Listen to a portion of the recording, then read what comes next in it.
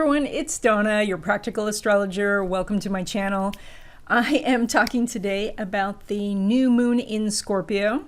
I am a little late getting this video out as I was last month, and I can't promise that the next one's going to be on time either, but at least here it is. So this is some predictions and insights for the new moon from around mid-November to the solar eclipse in mid-December. So this is a new moon at 23 degrees of Scorpio, making a wonderful sextile to Jupiter at 23 Capricorn. That's one of the reasons I wanted to make this video, because this brings some opportunities.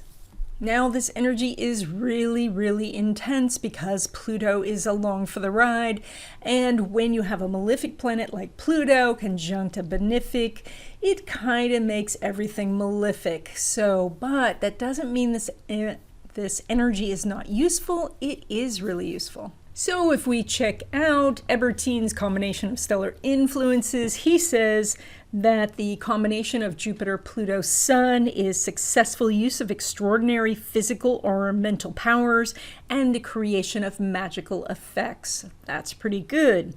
When we add in the moon, we get a richness of feeling, desire to bring about social aspirations and improvements, ability to influence the masses or the public through an appeal of feelings, and a good psychologist. So we have really amazing energy if you can focus outward. So when we talk about how you can influence others, how you can put your words out into the world, where you can make your mark, this is an aspect where you want to start that process.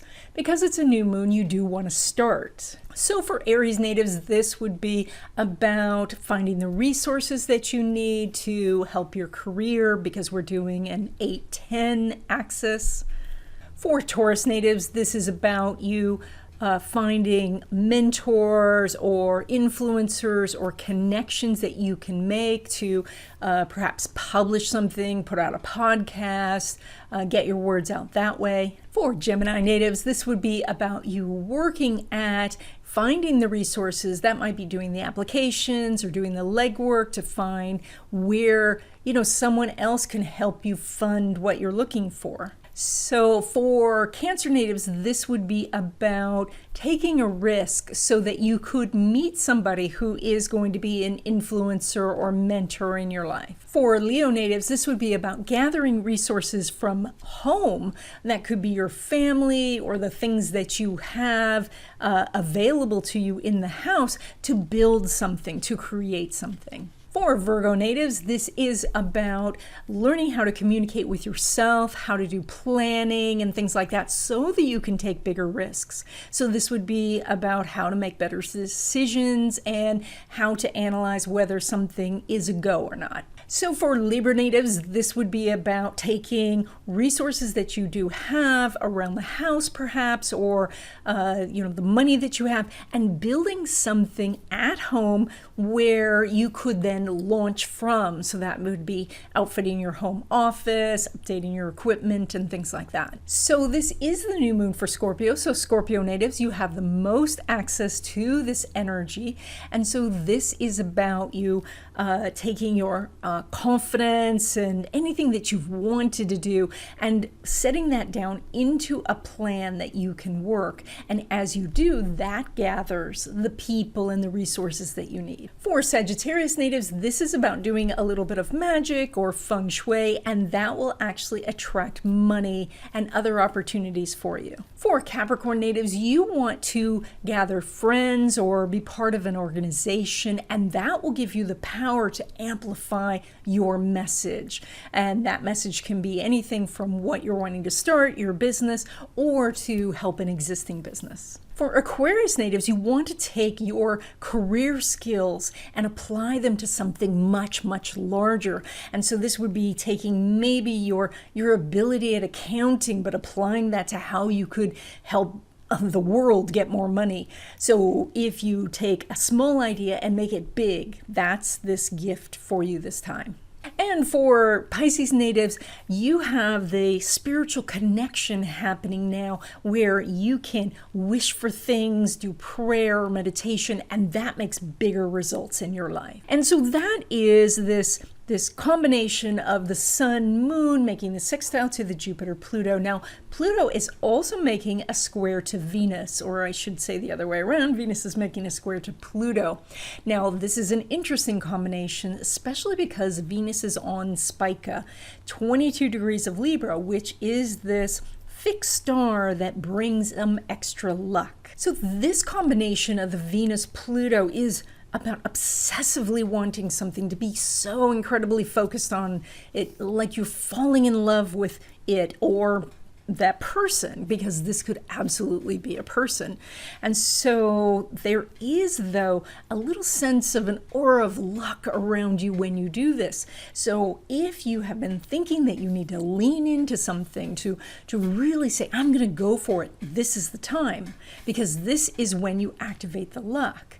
Holding back, you just watch your opportunity not manifest. So it's like wasting the aspect. Because this is a square, this one's going to feel much more active than the previous sextile that we were talking about. And so all of this power and ability that we were just mentioning, that is going to take a back seat if you are falling in love with something or someone. Now, that is that you could get really easily obsessed by something, and that obsession may be something that is, I don't know, off-brand or outside your norm or something like that. And that's not always necessarily good. So it's really great if you could point yourself towards really being fanatical about something that really helps you, rather than obsessing about, I don't know, a new chocolate bar or some celebrity who you may not actually meet because they don't run in your circles.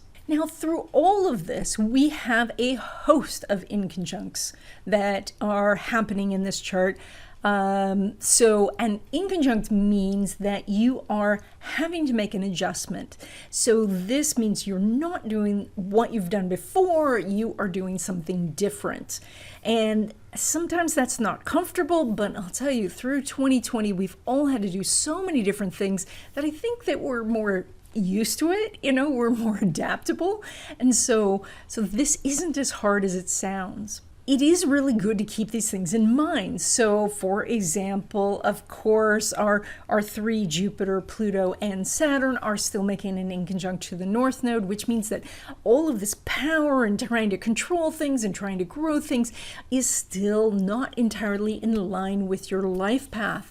And so there may be a need for some soul searching of, are you doing things in your career because you think it's safe, or because you think that it's practical or would have made your parents happy, versus the things you really feel called to do? And so, and how to find the balance, because this doesn't say to give up one thing for another. It just says to make adjustments, so that when you're doing one thing, you may be wishing that you were doing the other, but if you go and do that other, you're going to wish for the first thing.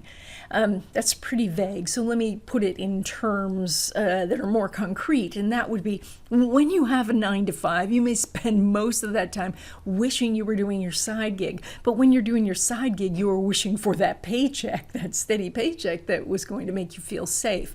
So it's about doing a combination of things. Maybe you can do a little less on the 9 to 5 and spend a little bit more time on your side gig, or structure things so that you can be more effective on both sides. We're doing a Mercury inconjunct Chiron this month, and that means that the Mercury, which is our thinking process and all of that, is creating some adjustments in our healing, how we are taking care of ourselves. And so we may be looking at exercise differently and eating right differently and those sort of things. But this is also about how our thoughts are affecting our health. And so as you make adjustments, then you can find some healing, or a need for healing causes some adjustments.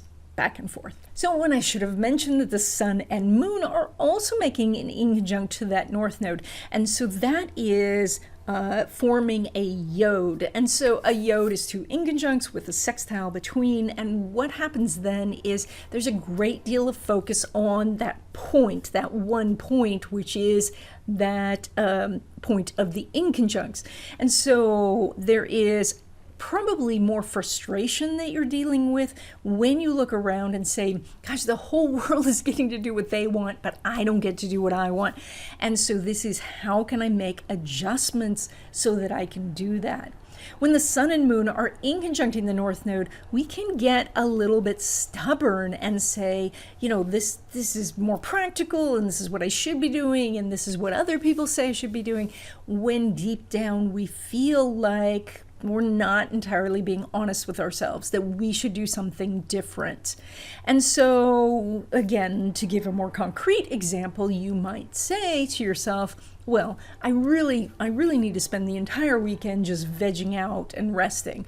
And then, of course, you know, society says, yes, please do that because you'll do more shopping.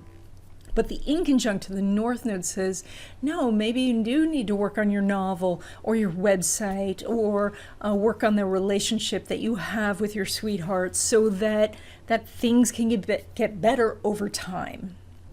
And finally, we're doing Mercury opposed Uranus. And this one is a really interesting aspect because for creative thinking, it's amazing because it takes your normal thoughts and disrupts them and causes new innovative thinking. So that's fantastic. The challenge, of course, is that an opposition always is very disruptive anyway. And then we're doing it with the planet of disruption. And so if you are very set in your thinking process, as we can be with this Mercury in Scorpio, then you can kind of get a little derailed. In other words, again, more practical example would be where you are absolutely sure that, you know, this direction is east, and then the sun comes up behind you and you go, oh, my life has been changed. And so we're all going to have these kind of revelations that do change situations where we suddenly say, oh, wow, what I was thinking before is incorrect, and now I have to think something different. I personally just went through something like this where I thought I had made a calculation error in some of my Chinese astrology work, and so I really scrambled and said, okay, well, what do I have to change? And it was going to be thousands of words, and so I did all the math again and got out my 10,000-year calendar, and lo and behold, I was correct. Nothing had to be changed and all that, but the disruption was, you know, to say, like I'm moving along and then suddenly an entire day is spent, you know, working on my calculations for Chinese astrology. So in the little bit of time that I have left to talk to you, I just want to go around the wheel really quick and talk about your finances. Aries natives, you have some amazing ability to accumulate money this month. That means that you're likely making more money than usual. This comes from some sort of windfall or something unexpected. It may be related to some investments you've been doing because you do have a strong investment house this time, but just keep your eyes open. This is very much something that you're probably expecting, but you'll have the opportunity to capitalize on it even more. For Taurus natives, the focus is really on the North Node and doing your life path, kind of letting go of the idea of how much money this is going to make me per hour or per day, and just follow what you know in your heart is your calling. As you do that, you are going to make more money. There also is a lot of energy going on around 7th house and 9th house, and that means that you should be connecting with lots of people and also doing some writing or teaching. For Gemini natives, you have a very strong passive income house. This can also bring money from your own business, affiliate marketing, family members, family business, your partner. So all of these things are your source. There's a very strong energy around the 6th house that does say it's going to take a little bit of work, but this is probably work you were doing already and planning to do. So you have a very good money month ahead. For Cancer natives, you guys have a little bit of focus in the risk-taking area where it's not so much that you need to take outrageous risks, but you have to get outside of your comfort zone. And when you do, the money comes in.